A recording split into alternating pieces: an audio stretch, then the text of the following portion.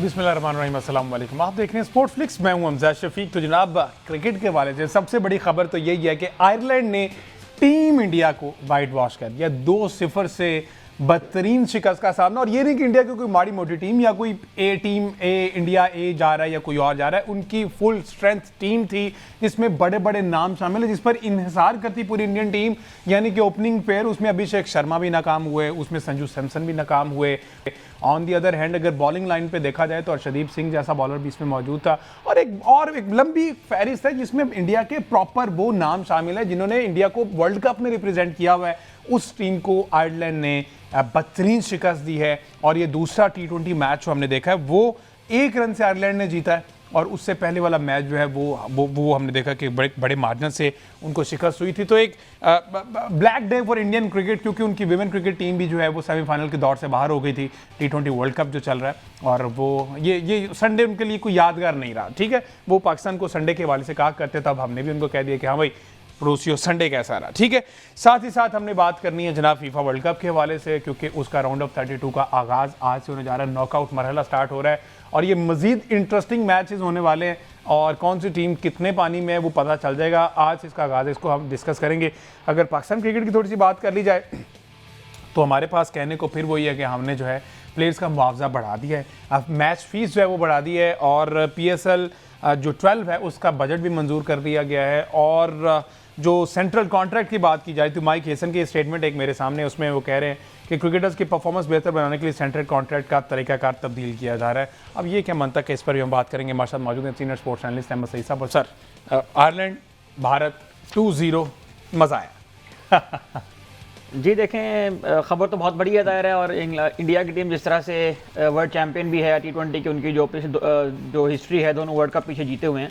और ख़ास तौर पर उस वक्त जब वो IPL जैसा टूर्नामेंट खेल कर अपने होम में आयरलैंड जैसी टीम साथ खेलने गए एक फुल स्ट्रेंथ स्क्वाड के साथ, तो ये पहली असाइनमेंट थी श्रेयस अय्यर की बतौर कप्तान। और उस असाइनमेंट के अंदर जो है वो नाकाम साबित हुए हैं बतौर कप्तान भी और बतौर बल्लेबाजी में कहूँगा कि जिस तरह की शॉट उन्होंने खेली है कल के मैच में। तो मुझे लगता है कि बहुत ये लम्हा फ़िक्रिया है भारत की उस टीम के लिए कि उसके बारे में अक्सर ये बात की जाती है कि अपने होम में तो बहुत अच्छा खेलते हैं, और अपने होम के अलावा अगर किसी जगह पर ये खेलते हैं तो वो दुबई की पिच है, जहाँ पर इनको उनकी मर्ज़ी की सहूलियात भी मिल जाती हैं, उनकी मर्ज़ी की बनी हुई पिच भी मिल जाती है। इंजीनियर्ड जो क्रिकेट होती है उसमें ये बहुत अच्छे हैं और बहुत ट्रॉफीज उन्होंने जीत रखी हैं। लेकिन ज़रा सी कंडीशन टफ हुई, ज़रा सा बॉल के अंदर जो है वो वेरिएशन आना शुरू हुआ, तो सारे बड़े बड़े नाम, अभिषेक शर्मा है, संजू सैमसन है। सर ऐसे न करें, मुझे प्रॉपर मजा लेने दें ना थोड़ा सा। ये देखें ना, सबसे पहले संजू सैमसन आ गए, वो भी 0 पे आउट हो गए। अभिषेक शर्मा जिनको प्रिंस कहते हैं, वो जिसका कंपैरिजन वो देखें कहाँ किन से करते हैं, वो भी 0 पे आउट हो गए। उसके बाद ईशान किशन, एक बड़ा नाम है, बहुत क्रिकेट खेली है, वो 12 पे आउट हो गए। श्रेयस अय्यर जो कि कप्तान है 10 पे आउट हो गए। उसके बाद थोड़ी सी मजामत की तिलक वर्मा ने, वो 55 रन बनाए। उसके बाद अक्षर पटेल, कौन नहीं जानता इन्हें, ये जनाब 14 पे आउट हो गए। शिवम दुबे, ये मुंबई का जो लड़का है, ठीक है, वो 20 पे आउट हो गया। उसके बाद हर्षित राणा है, अर्शदीप सिंह है, यादव है। ये एक लंबी फहरिस्त है जिस पर टीम इंडिया इन्हिसार करती है। वो फ्लॉप हुए हैं मज़े साहब। जी मज़े तो सारे आपने ले लिए हैं। तो ऐसा ही है बिल्कुल। मतलब ये वो सारे नाम हैं जो IPL की अभी जो हुई है 2 महीने का पूरा एक एडिशन, उसमें अपनी टीमों के लिए वहाँ पर जो है वो चांद तारे तोड़ के ला रहे थे और झंडे गाड़ रहे थे। और लेकिन बात यह है कि ज़रा सी अगर कहीं पर वेरिएशन नज़र आए तो वहाँ पर ये तमाम नाम जो है वो फ्लॉप होते नजर आते हैं। इंडिया ने वर्ल्ड कप जीता दुबई, इंडिया के अंदर जो वर्ल्ड कप हो रहा था उसमें इंडिया ने सारे मैच वहाँ पे खेले। इंडिया ने ICC चैंपियंस ट्रॉफी जीती दुबई के अंदर, एक ऐसे वेन्यू के ऊपर जहाँ पर उन्होंने सारे मैच जो है वो एक ही वेन्यू के ऊपर खेले। उनको ट्रैवल भी नहीं करना था, उनकी मर्जी की पिचें भी उनको दी गई, सारी कंडीशन जो है वो उनके अकॉर्डिंग थी। वेस्ट इंडीज में उन्होंने वर्ल्ड कप जीता, लेकिन उसमें फ़र्क ये था कि विराट कोहली और रोहित शर्मा 2 बड़े नाम उस टीम का हिस्सा थे। तो जब इस किस्म की सिचुएशन से ये टीम गुजरती है आयरलैंड के अगेंस्ट आके, जब वो शिकस्त का सामना उनको करना पड़ता है, तो ये वो मौका होता है जहां उन्हें शायद कहीं ना कहीं ये महसूस होता है कि इन 2 बड़े नामों को हमने गुड बाय कहने में ज़रा जल्दी कर दी है। क्योंकि ये वो प्लेयर होते हैं जो इन कंडीशंस के अंदर, जहां पर प्लेयर्स को टेस्ट एंड ट्राई किया जाता है, उन कंडीशंस के अंदर न सिर्फ ये कि अपनी बैटिंग से बल्कि ड्रेसिंग रूम में अपनी मौजूदगी से भी उनका एक इम्पैक्ट जो है वहां पर पाया जाता है। अब ये इंडिया का जो पूरा एक लॉट बना है प्लेयर्स का, ये सारे यंग प्लेयर्स हैं।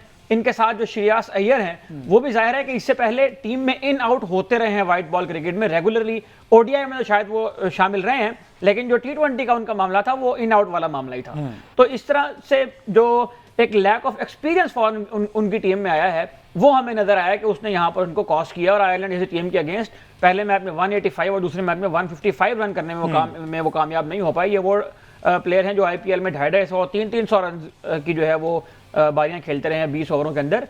तो ये सोचने की बात है इंडियन क्रिकेट के लिए ज़ाहिर है, और आयरलैंड को यहाँ पर दाद ना देना ज़ाहिर है कंजूसी होगी। जिस तरह से उन्होंने प्लान किया और उनके जो 4-5 फर्स्ट टीम के प्लेयर थे वो भी गालिबन एब्सेंट थे इन दोनों मैचेस के अंदर, उसके बावजूद वो आए और उन्होंने एक अच्छा शो पुट अप किया। और एक ऐसी टीम के अंदर जो अपने तई वर्ल्ड चैंपियन भी है, उसके पास टैलेंट का पूल भी बहुत बड़ा है। सूर्यवंशी जैसा प्लेयर जो अभी डेब्यू करने का इंतजार कर रहा है, वो अपने डेब्यू से पहले ही जो है वो एक वर्ल्डली फिगर बन चुका है, पूरी दुनिया में लोग उसको जानते हैं उसकी क्रिकेट की वजह से। इतनी डेप्थ होने के बावजूद भी, इतना टैलेंट होने के बावजूद भी इंडिया की टीम जरा सी कंडीशन के अंदर अगर वेरिएशन आई तो वहां पर इंडिया की टीम को जो है वो पैर लड़खड़ा गए हैं। पैर लड़खड़ा गए हैं डेफिनेटली। अब ये गौतम गंभीर के लिए वही अभी इनको हेड कर रहे हैं ना, उनके लिए तो लम्हा फिक्र क्या है डेफिनेटली। या फिर ऐसा होगा कि कोई बात नहीं, जहाँ पे हम मुसलसल जीतते आ रहे हैं, कोई ऐसी टीम नहीं जो टीम इंडिया को हरा सके, और अगर हम हार भी गए आयरलैंड से तो कोई बात नहीं है, इसको इस तरह से हजम कर देंगे। या फिर आप समझते हैं कि अब इनकी सख्ती शुरू होगी?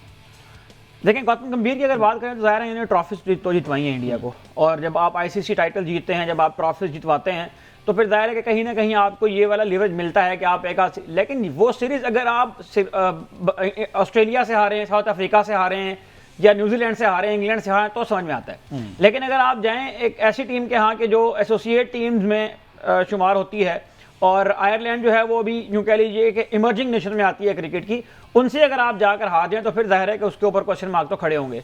लेकिन मैं इंडियन मीडिया को एक बात यहाँ पर ज़रूर कहना चाहूँगा कि जिस तरह आप इन टीमों से शिकस्त के बाद दूसरी टीमों का मजाक उड़ाते हैं, अब वही जो लट लेकर अपनी टीम के पीछे पड़े हुए हैं, मुझे लगता है कि ये गौतम गंभीर से यकीनन यहाँ पर सवाल भी होंगे। और जिस तरह से रिएक्शन आ रहा है इंडियन मीडिया का, जो शायद खुद इतना जीतने का आदी नहीं था जितना पिछले 2-3 साल में उनको जीत मिली है, लेकिन जो अभी हार हुई है आयरलैंड के हाथों, इसमें कहीं ना कहीं 1-2 प्लेयर मुझे लगता है टीम से उनके ड्रॉप तो होंगे इसके बाद। और गौतम गंभीर की कोचिंग के बारे में पहले से ही कुछ क्वेश्चन मार्क उनके रवैये के हवाले से भी हैं, उनके जो ड्रेसिंग रूम में मौजूदगी है, जो प्लेयर के साथ उनका एटीट्यूड है, उसके हवाले से ये पहले से क्वेश्चन मार्क मौजूद हैं। तो जब ये परफॉर्मेंस वाला मामला इसके अंदर ऐड होगा तो जाहिर है उनके ऊपर भी टैब लगेगी। अच्छा, उनके ऊपर अब एक चीज़ ये भी मेंशन करना जरूरी है कि इंडिया की ये फुल स्ट्रेंथ खेल रही थी, ऑलमोस्ट फुल स्ट्रेंथ थी।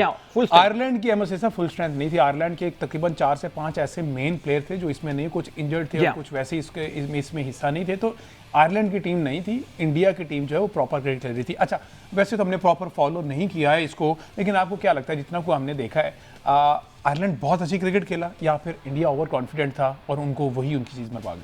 नहीं, कल का जो मैच हुआ उसको मैं ज़रा फॉलो करने में कामयाब हुआ हूँ। अगर उसका हम एनालिसिस यहाँ पर करें तो मुझे लगता है कि ये जो शॉर्ट सिलेक्शन थी इंडियन बैटर्स की, संजू सैमसन की अगर आप बात करें तो संजू सैमसन हमेशा जो बॉल आगे पड़ के जरा घूमता हुआ अंदर आता है, उसमें उनका जो फुटवर्क होता है वो इतना अच्छा या इतना आइडियल नहीं होता। संजू सैमसन का आमतौर पे भी जो फुटवर्क है उसके ऊपर क्वेश्चन मार्क होते हैं। तो वहां पर वो LBW आउट हो गए। उसके बाद अभिषेक शर्मा, उनका मेरा ख्याल है कि एक ही बटन है, और वो बटन ये है कि उन्होंने इंटेंट शो करना है, उन्हें आकर बस दुनिया को ये बताना है कि पॉजिटिव जो है वो क्रिकेट खेलते हैं। तो वो जो लेबल उनके ऊपर लगा हुआ है ना अभिषेक शर्मा का, वही असल में उनकी लिमिटेशन बन रहा है कि जब आपकी विकेट गिर गई है, जब आपको थोड़ा लेकर चलना है, 154 155 का टारगेट है, तो उसमें आपको पार्टनरशिप चाहिए। यहां पर वो जो एक्सपीरियंस वाला फैक्टर जो मैं पहले बात कर रहा था वो यहां पर काउंट होता है। यहां पर विराट कोहली और रोहित शर्मा में से कोई बैटर होता तो यकीनन वो एक एंड से चीज को लेकर चलता और दूसरे एंड से जो है वो कोई एक बॉलर को या 2 बॉलर को पिक करते और वो स्कोर जो है मुकम्मल हो जाता है। लेकिन वो आए और उन्होंने उस तरह की, जिस तरह की वो आमतौर पर क्रिकेट खेलते हैं, उनको शायद एक ही किस्म की जो है वो क्रिकेट खेलनी आती है और वो उसी में खेल के। अब इसमें देखें, इसमें हमारे लिए भी लर्निंग है। हमारे लिए लर्निंग ये है कि इंडिया ने अभिषेक शर्मा को सिर्फ T20 क्रिकेट तक महदूद रखा हुआ है। उन्होंने उनकी T20 परफॉर्मेंस की बुनियाद पर उसको इतना ओवर हाइप नहीं कर दिया कि उसको उठा के वो ODI में ले आए और उसको जो है वो, हम तो T20 की बेसिस के ऊपर टेस्ट में ले आते हैं ना। हमने तो T20 की बेस पर जो है वो टेस्ट क्रिकेट के अंदर स्ट्राइक रेट और इंटेंट की बातें करना शुरू कर दी थी। तो ये यकीनन उनकी जो प्लेयर मैनेजमेंट है उसमें कहीं ना कहीं उनको दाद देनी बनती है। लेकिन मुझे लगता है कि अगले मैच में, अब चूंकि सीरीज भी वो हार गए हैं, तो उनकी जगह मुझे लगता है कि सूर्यवंशी को शायद वो चांस देकर आजमाने की कोशिश जरूर करेंगे। तो कल का जो मैच था उसमें जो शॉट सिलेक्शन थी इंडियन बैटर्स की वो बहुत ज्यादा क्वेश्चनेबल थी, और खास तौर पर जब आप 154 155 का टारगेट चेज कर रहे हो तो बहुत बड़ा टारगेट नहीं था ये, लेकिन जो एक पार्टनरशिप वहां पर उनको चाहिए थी वो पार्टनरशिप वो लगाने में कामयाब नहीं हुए, और इंटेंट के चक्कर में और पॉजिटिव क्रिकेट खेलने के चक्कर में तो यानी कि आपको लग रहा है कि सूर्यवंशी का डेब्यू हो सकता है अगले मैच में। लेट्स सी, आप देखते हैं क्या बनता है, इंडियन टीम किस तरफ जाती है। बहरहाल एक ब्रेक लेते हैं, ब्रेक से वापस आते हैं तो फीफा वर्ल्ड कप इसके नॉकआउट मरहले की बात करते हैं। ब्रेक बास्टर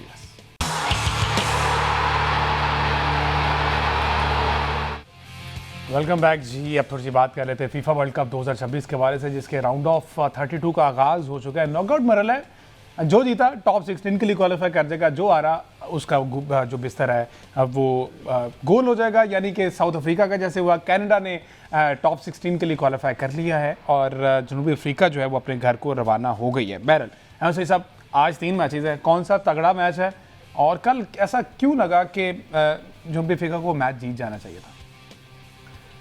देखिए, सबसे पहले अगर हम कल के मैच की बात करें तो फीफा रैंकिंग में 30th पोजीशन पर मौजूद है कनाडा और 60th पर है साउथ अफ्रीका। तो रैंकिंग के हिसाब से तो आपको चीज़ें जो है वो बिल्कुल वाज़ेह नज़र आ रही हैं। कल के मैच में कनाडा जो है वो फेवरेट के तौर पर गया और कनाडा को होस्ट भी है इस टूर्नामेंट का। कनाडा की टीम से असल में जो मैं समझता हूं कि चूक हुई वो ये हुई कि वो अपने ग्रुप में टॉप पर फिनिश करने में कामयाब नहीं हुए। अगर वो अपने ग्रुप में टॉप पर फिनिश करने में कामयाब हो जाते तो उन्हें ये वाला मैच भी अपने होम में मिलता और उसके बाद भी जो मैच होना था वो भी उनको अपने होम में खेलने को मिलता।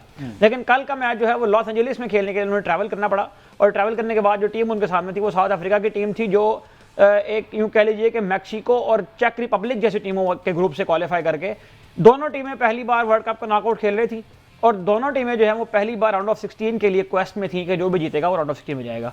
वहां पर हम अगर पूरे मैच को देखें तो साउथ अफ्रीका की टीम ने बहुत अच्छे डिफेंस का मुजाहरा किया, और जब जब उनके पास बॉल पोजेशन होता था तो जो उनकी मूवमेंट होती थी, जो फ्लुएंसी होती थी उनकी पासिंग के अंदर, वो बहुत शानदार होती थी। कुछ बहुत अच्छी मूव्स उन्होंने क्रिएट की, लेकिन उसमें से वो गोल को में कन्वर्ट करने में कामयाब नहीं हो पाए। कनाडा की टीम दूसरी जानिब अगर देखें तो ऑन पेपर फेवरेट भी थी, उसमें प्लेयर्स भी उसके मुनासबत से बेहतर थे, लेकिन जो डिफरेंस क्रिएट किया वो उनके जो कैप्टन थे अल्फोंसो डेविस, जो इंजरी की वजह से ग्रुप स्टेज का कोई मैच नहीं खेल पाए थे। कल बिलाखिर उन्होंने रिटर्न किया और जो आखिरी 20 मिनट उन्होंने एनर्जी ऐड की, जो उन्होंने आकर टीम के अंदर एक मोराल अप किया, और जो लेफ्ट फ्लैंक से उन्होंने मुस्तकिल जो है वो अटैक्स किए। तो उसके बाद स्टॉपेज टाइम के अंदर 90 मिनट का जो मुकर्रर वक्त था वो मुकम्मल हो चुका था।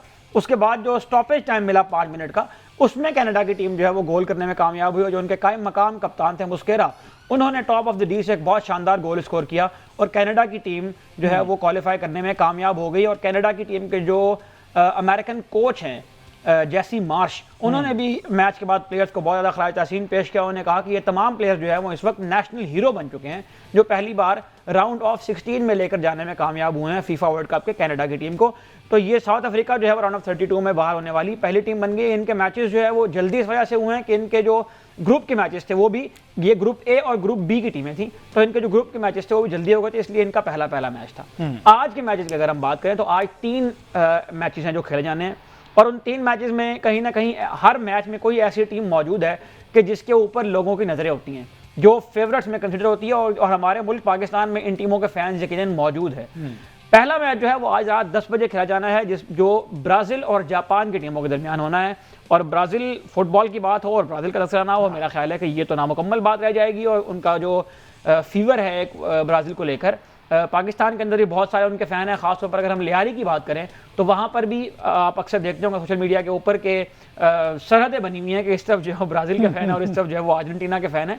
तो आज ब्राज़ील की टीम जो है वो मैदान में उतरेगी, और ब्राज़ील की टीम को चैलेंज दरपेश है जापान की टीम का, जो इस वक्त फीफा रैंकिंग में टॉप 20 में कंसिडर होती है। 18वें नंबर की ये टीम है, और आप इनको इसलिए राइट ऑफ नहीं कर सकते जापान की टीम को कि जो उनके रिसेंट पास्ट है वो बहुत शानदार है। अभी हाल ही में उन्होंने वर्ल्ड कप से पहले इंग्लैंड की टीम को इंग्लैंड में जाकर शिकस्त दी वेम्बली स्टेडियम में मार्च के महीने में। उससे कबल जो है वो जो ब्राज़ील के साथ उनका आखिरी टाकरा हुआ है उसमें भी वो 3-2 से कामयाब हुए हैं। आखिरी 10 मैचेस में जापान की टीम जो है वो अनबिटन है, और आज ब्राज़ील की टीम को अगर जापान को हराना है तो उन्हें अपना बेस्ट शो पुट अप करना पड़ेगा। और ये मैच मैं समझता हूँ कि 2 प्लेयर ऐसे हैं जिनके ऊपर निगाहें होंगी दुनिया के, उनमें से एक विनीशियस जूनियर हैं और दूसरे जो हैं वो नेमार हैं, जो ग्रुप स्टेज का तीसरा मैच में उन्हें कम बैक किया और ब्राज़ील के कलर्स में हमें एक बार फिर वो नजर आए। और नेमार उन प्लेयर्स में से हैं जिनको देखने के लिए शायकीन जो है वो 10 बजने का इंतजार कर रहे हैं। तो ब्राज़ील की टीम फेवरेट जरूर जाएगी इस मैच में, लेकिन ऐसा नहीं होगा कि जापान की टीम को वो आउटराइट जो है वो डोमिनेट करेंगे। ये अच्छा मैच होगा, देखने से ताल्लुक रखेगा, लेकिन ऑन पेपर फेवरेट जो है वो इस मैच की ब्राजील ही है। दूसरे मैच की अगर हम बात करें तो जर्मनी की टीम ने सामना करना है पैराग्वे की टीम का, और जर्मनी अपना आखिरी मैच जो है वो इक्वाडोर से ग्रुप का हार गया था। उससे पहले के 2 मैचेस जो थे वो जर्मनी दोनों विन कर चुका था, इसलिए वो क्वालिफाई कर गया। लेकिन आखिरी मैच में जो उनको धचका लगा है, मेरा ख्याल है कि वो एक वेकअप कॉल होगी जिसमें जर्मनी की टीम को जो है वो आज पैराग्वे के सामने जाने में मदद मिलेगी, और जर्मनी इस मैच में जर्मनी की टीम जो है वो यकीनन फेवरेट के तौर पर जाएगी। जो सबसे इंपॉर्टेंट मैच है आज की, अगर हम 3 मैचों की बात करें तो मेरा ख्याल है कि सबसे ज़्यादा डिस्कस होने वाला मैच जो है वो नेदरलैंड्स और मोरक्को के दरमियान खेला जाएगा। मोरक्को जो है वो फीफा रैंकिंग में 7वें नंबर पर है और नेदरलैंड जो है वो 8वें नंबर पर है।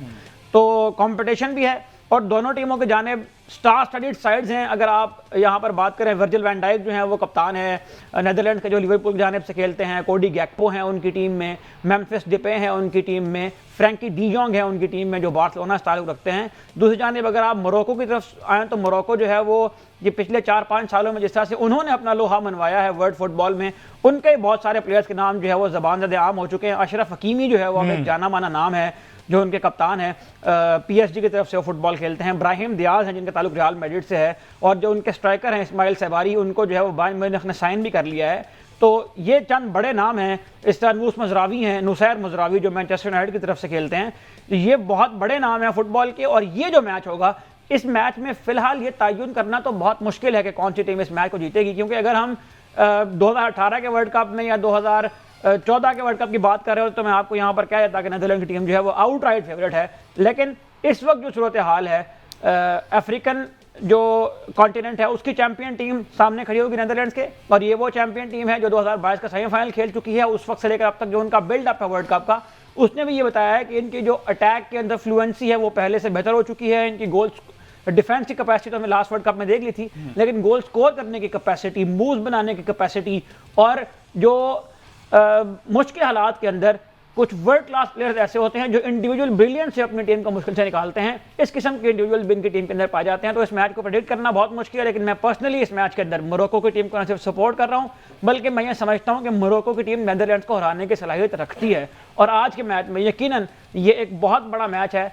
जिसमें मैं चाहूंगा कि मोरक्को की टीम जो है वो इस मैच को जीत कर राउंड ऑफ 16 के लिए क्वालिफाई करे। बिल्कुल ठीक है जी, ये तो आपने सारा खुलासा बयान कर दिया। लेट्स सी, मैं तो वैसे 10 बजे का इंतजार कर रहा हूँ, आप आखिरी वाले मैच कर रहे हैं। डेफिनेटली जाहिर है वो आपने देख के सोना है। अच्छा, ईरान वाला क्या मामला हुआ? वो तो हारे भी नहीं बेचारे और वर्ल्ड कप से बाहर कर दिया उन्हें। यार ये ऐसा क्या किया गया है आपने? देखें, सबसे पहले तो मेरा ख्याल है कि ईरान जो है वो ये दावा तो बहाल कर सकता है कि अमेरिकी सरजमीन पर दुनिया की कोई भी ताकत उन्हें शिकस्त देने में कामयाब नहीं हुई है। उनके जो तमाम मैचेस हैं वो ड्रॉ हुए हैं। ग्रुप के अंदर 3 मैच उन्होंने खेले, 3 पॉइंट्स उनको मिले। सबसे पहली बात यह है कि ईरान को जिस तरह से ट्रीट किया गया इस वर्ल्ड कप के अंदर, मैं ये समझता हूँ कि फीफा ने एक मरतबा फिर ये साबित किया है कि वो एक फुटबॉलिंग ऑर्गेनाइजेशन के तौर पर, एक स्पोर्टिंग ऑर्गेनाइजेशन के तौर पर मुकम्मल तौर पर नाकाम हुई है। एक ऐसी ऑर्गेनाइजेशन जिसके मेंबर्स की तादाद यूनाइटेड नेशन से ज्यादा है, जिनका रेवेन्यू दुनिया में सबसे ज्यादा है, वो एक ऐसा टूर्नामेंट करवा रही है जो नंबर ऑफ एथलीट्स के एतबार से दुनिया की तारीख का सबसे बड़ा टूर्नामेंट है, और रेवेन्यू के एतबार से ये चंद बड़े टूर्नामेंट में से एक होने वाला है। लेकिन उस स्पोर्टिंग ऑर्गेनाइजेशन में इतनी हिम्मत नहीं थी कि वो अपनी एक पार्टिसिपेंट कंट्री जो उस वर्ल्ड कप में आकर खेलने वाली है उसको अमेरिका में रिहाइश दिला सके। तो उनको मैक्सिको में रुकना पड़ा। वहां पर उन्होंने अपना जो बेस कैंप था वो कायम किया, और तीनों मैचों में उन्होंने ट्रैवल किया। लॉस एंजलिस उन्होंने आना था मैच खेलने के लिए, उसके बाद दोबारा वापस जाना था। तो तीनों मैचों में एक तो उन्हें अनफेयरली ट्रैवल करवाया गया, और ट्रैवल करने से ज़ाहिर है प्लेयर्स के ऊपर फटीग होती है, प्लेयर के ऊपर एक्स्ट्रा बर्डन पैदा होता है, और जिसकी वजह से उनकी परफॉर्मेंस भी जो है मुतासिर होती है। उसके बावजूद भी जब ईरान की टीम मैदान में उतरती है तो हमें एक जज्बा नजर आता है उनके अंदर, हमें एक पैशन नजर आता है उनके अंदर, हमें एक अज़्म उनके अंदर नजर आता है। और उन्होंने अपने से एक न्यूजीलैंड की टीम जो है वो गालिबन उनसे कम दर्जे की टीम है रैंकिंग की अगर हम बात करें तो। बाकी टीमों में जो बेल्जियम की टीम थी वो इस ग्रुप की फेवरेट टीम थी, उसके खिलाफ उन्होंने मैच ड्रॉ किया। इजिप्ट की टीम के खिलाफ भी वो मैच ड्रॉ करने में कामयाब हो गए थे। अनफॉर्चुनेटली एक पेनल्टी जो है वो मेहदी तरीमी उनके कप्तान, वो उनसे स्कोर नहीं हो पाई, वो सेव कर ली इजिप्ट के गोलकीपर मुस्तफ़ा शबीर ने। और उसके बाद एक जो डिसीजन जिसका आपने तज़किरा किया वो एक कॉन्ट्रोवर्शियल डिसीजन बना हुआ है, लेकिन मैं ये समझता हूँ कि वो अगर रूल की हम बात करें तो वो बिल्कुल ठीक डिसाइड किया गया, क्योंकि जब गोलकीपर आगे आ जाता है तो फिर जो लास्ट डिफेंडर होता है वो गोलकीपर कंसीडर होता है, और गोलकीपर की जो मौजूदगी होती है, जो उसकी प्राइस होती है, उसके मुताबिक फिर वो ऑफसाइड ट्रैप बनता है। तो वो ऑफ साइड फेयरली दिया गया, लेकिन मैं समझता हूँ कि जिस तरह से जान मारी है ईरान की टीम में, जिस तरह से उन्हें हिम्मत की है और अगेंस्ट ऑल दी ऑड्स आके उन्हें तीनों मैचों में शानदार परफॉर्मेंस का मुजाहरा किया है, प्रोवाइडेड दैट कि उनके मुल्क के अंदर जो कुछ हो रहा है, उन्होंने अमन का पैगाम दिया, रवादारी का पैगाम दिया, पीस की बात की। जियानी इन्फेंटिनो फीफा के प्रेसिडेंट उनके पास पहले मैच के बाद आए थे, उन्हें यकीन दिलाया था कि जस्ट स्टार्ट इसके बाद चीज़ें बेहतर होंगी, लेकिन वो उसको करने में नाकाम हुए। तो फीफा ने एक मरतबा फिर ये साबित किया है कि FIFA as an administrative body एक कमज़ोर बॉडी है। बहरहाल जी, एंड पे यही कहूँगा, hats off to them. Iran की टीम जो है वो बहुत अच्छा टूर्नामेंट खेली। अनफॉर्चुनेट, मुझे दीजिए इजाज़त, अल्लाह हाफिज़।